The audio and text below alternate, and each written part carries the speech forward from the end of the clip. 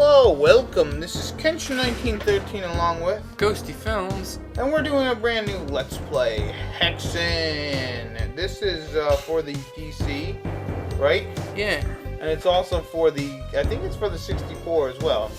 Anyways, we were having some complications when we first recorded part of the first episode. Yeah, we recorded like a whole hour of stuff. I hope to God, if we record a whole hour of stuff, I wouldn't be recording this right now. But, anyways, we're going to be Let's Playing Hexen, Dan. Dan, can you tell us a little bit about what Hexen is all about? Basically, it's about minotaurs. It's like a restaurant with minotaur waiters, and they serve you plates of fire. Because in minotaur culture, they eat fire. And as you can see by the opening screen, there are two minotaurs with a hot plate of fire ready for you to eat.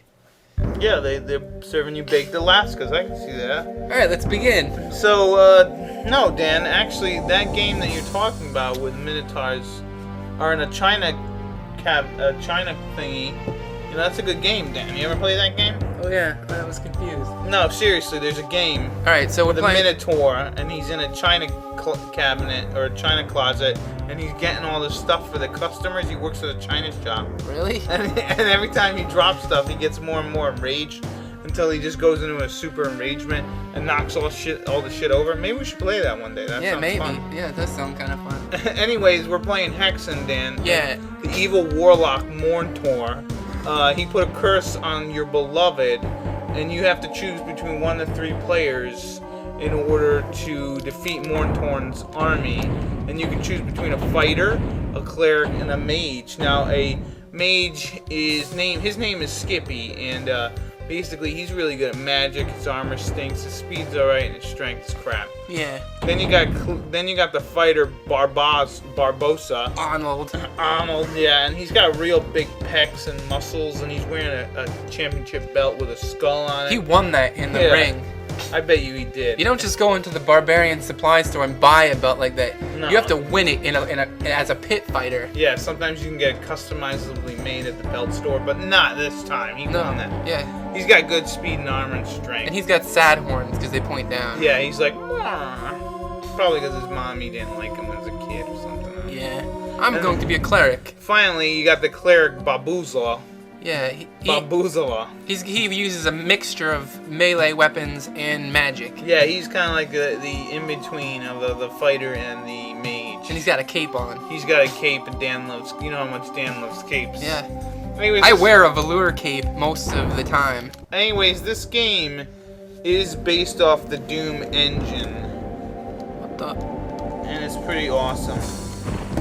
And the controls all messed up again, Dan? No, but free look is off. I was going to use that. Aww. Anyways, Dan, what are these things, these two-headed creatures? They're called Ettins. And this game is roughly based off the Doom engine, I guess? Yeah.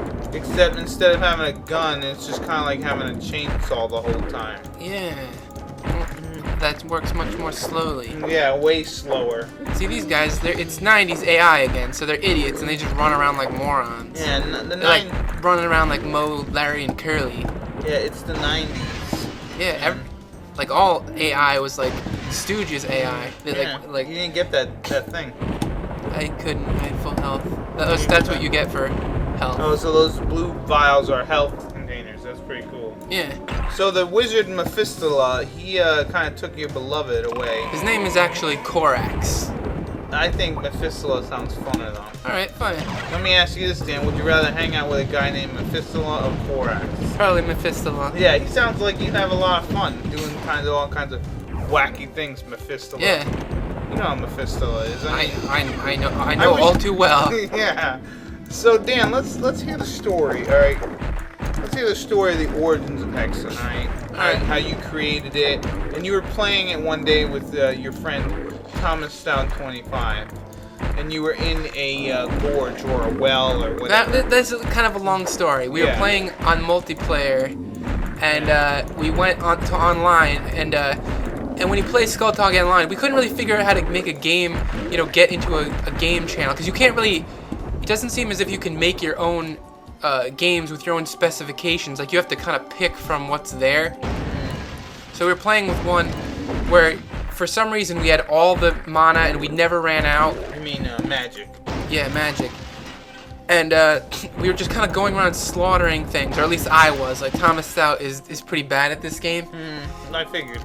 And so this other guy named Skippy came in, and he was just like this wizard with a little pea shooter, and he was just laying waste to everything. And Thomas Stout was like, and I said to Skippy, I was like, wow, you're the greatest sidekick ever. Yeah, didn't Thomas Stout like have the best weapon in the game at that point? Yeah.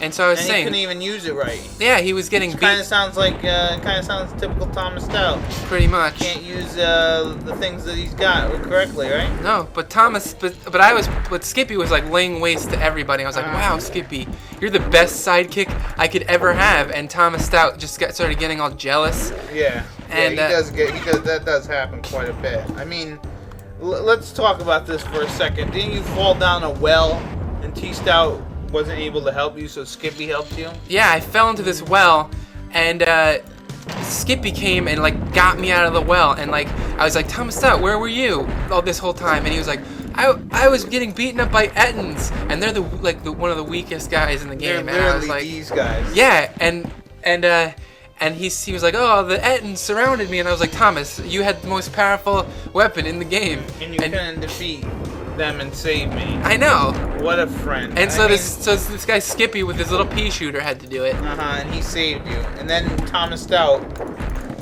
usual Thomas Stout does, he gets very jealous. Yeah, and he doesn't want to play Hexen with me anymore. Yeah, he gets very jealous. Like the time where I gave my friend Steve, or W Balls 03, a seal of excellence. Well, not just me. I mean, everyone that he knows gives him a seal of excellence because he just makes quality work. I even gave him a seal of excellence. And basically, he wants his own seal of excellence. You have to earn a seal of excellence. You have to earn a seal of excellence. And look, you pull a Minotaur thingy or something or other. Oh, and you got a key, Dan. Yeah. And now you got the golden ticket. Now I have to run through this trap area. Yeah, you do. But you're gonna save it before you do, because you got a golden ticket, right? Call it that. So this is one of the first games where there was vertical or horizontal movement of like walls and stuff. I think. I don't remember that at all. I've never actually played this game or heard of it until Dan was like, we should play Hexen. And I was like, what the hell is that? And then he's like, it's some game. It's kind of like Doom, but you're like medieval or something or other. And this doesn't look medieval or something or other at all. I'm not gonna lie to you, Dan. The thing about these games, like these fantasy games, is they're not really. Obviously, they don't take place in like our history, but they're kind of like it's like a parallel universe because it's like has weapons and stuff from our history, but obviously our history doesn't involve two-headed monsters. When are you gonna get a new weapon? So like Lord of the Rings and Game of Thrones. Where's Aragorn when you need him? Yeah, it's like parallel universe. Yeah, now let's explain, because you pretty much have not explained anything at this point. Pete, you haven't stopped talking since we started. How am I gonna explain? Dan, I just stopped talking right there. You could have explained some stuff. Alright, fine. See what I do there, Dan? I stop talking for a brief moment, and then you definitely do things. And then say I stopped talking. Anyways, alright, I'll explain it since I'm the quote-unquote Hexen master of this game. I mean, Dan's might have only beat it like 10 to 20 times, but I've probably beaten it 21 times, so I've got it more. Well, no, I've never beaten it. Anyways, did you see there's the red numbers on the bottom, Dan? Mm-hmm. That's your health. Did you know that? I did not know that. Did you know that? You didn't know that? Oh my god. Got a helmet over there.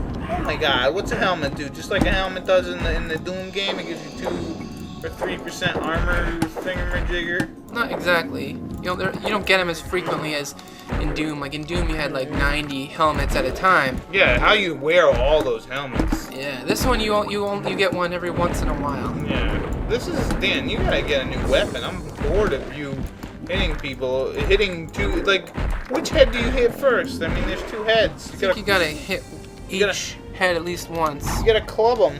Anyway, so then there's items over here, and then there's these 2 symbols on the side, and that's the green one is like weak magic, and then the blue one's like stronger magic that you can get. Yeah, the X or the Y is the most powerful, and I'm gonna use What's the matter? Are you pooping? No, I'm just Pooping trying to pants? summon my mana, but it's not. Oh. It's not as easy as it looks. Yeah. So X is the weak mana, and Z is like a little bit stronger. Yeah. Dan, why don't you show what happens when you hit a tree a whole bunch? Nothing. Wait. Oh, I thought you could knock down the...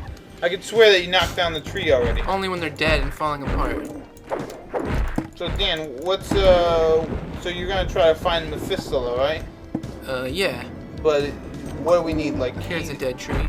Oh, look at that. Oh, you broke it. You could use that for firewood with these. Yeah. Isn't that nice? So these are like those guys in the Doom game where they're like, hey, and then you're just whacking them.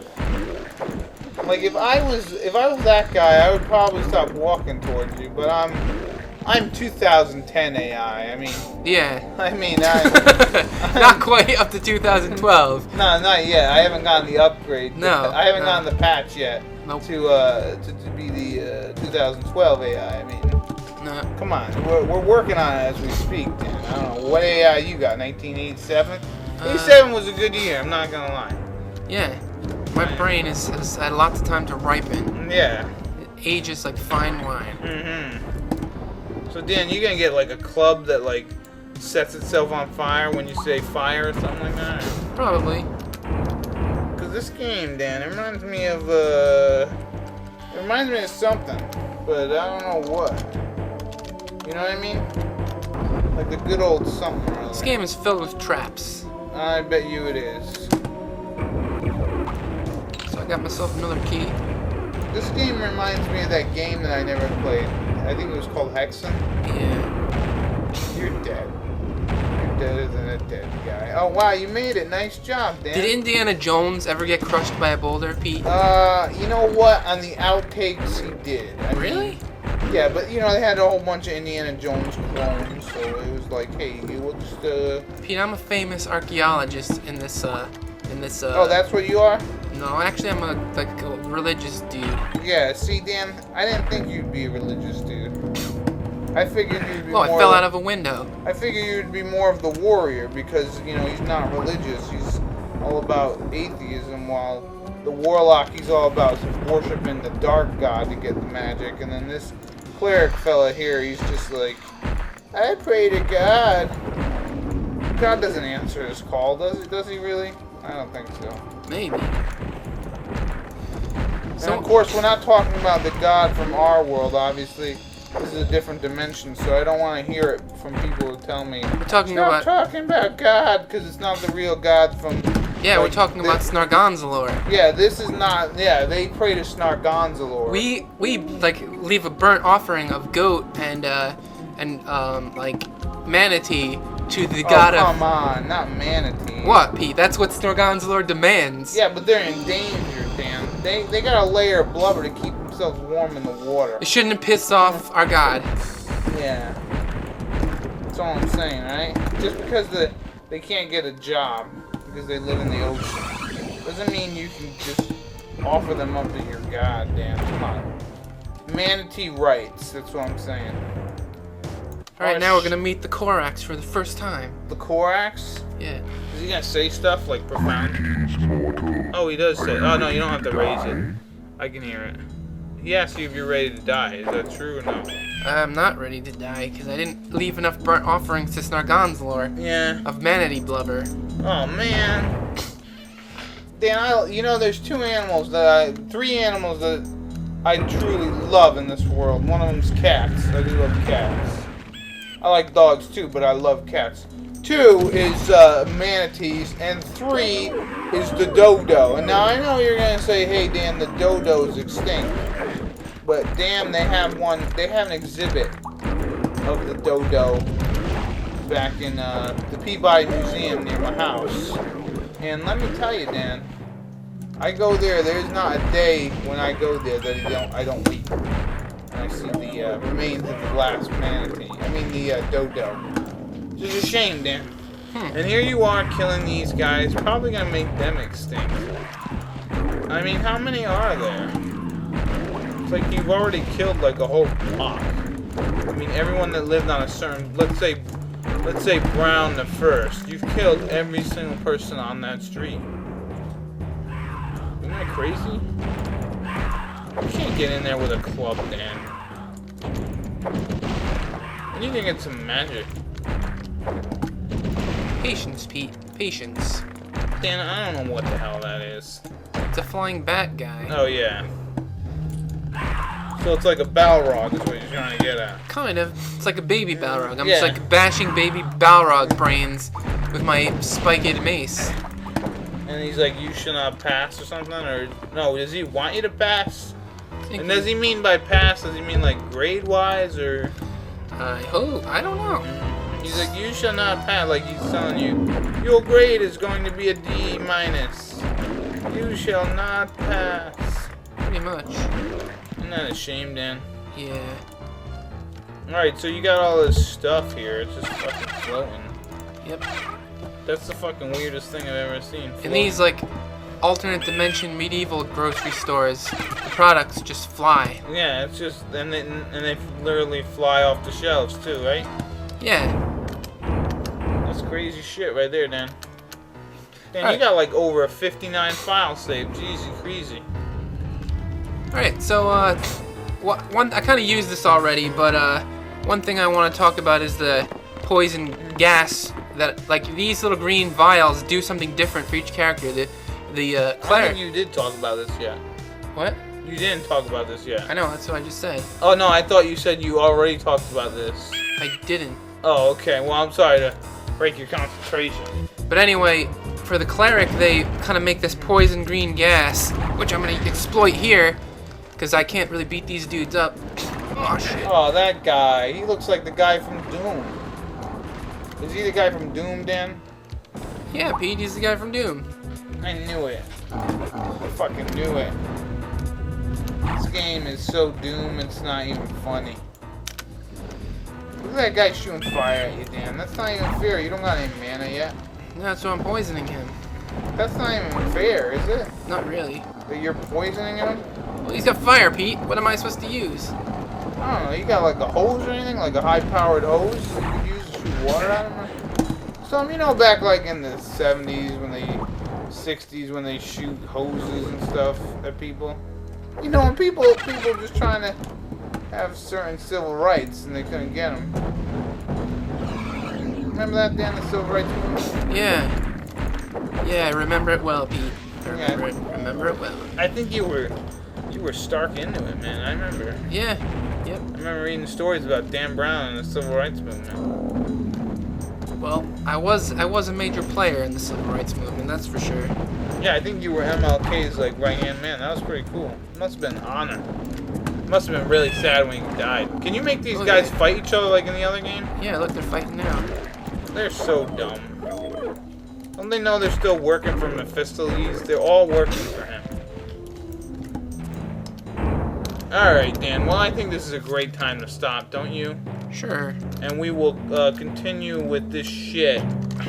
It isn't shit. I'm just saying shit isn't just a verb in the next episode. So, see you later. Bye-bye.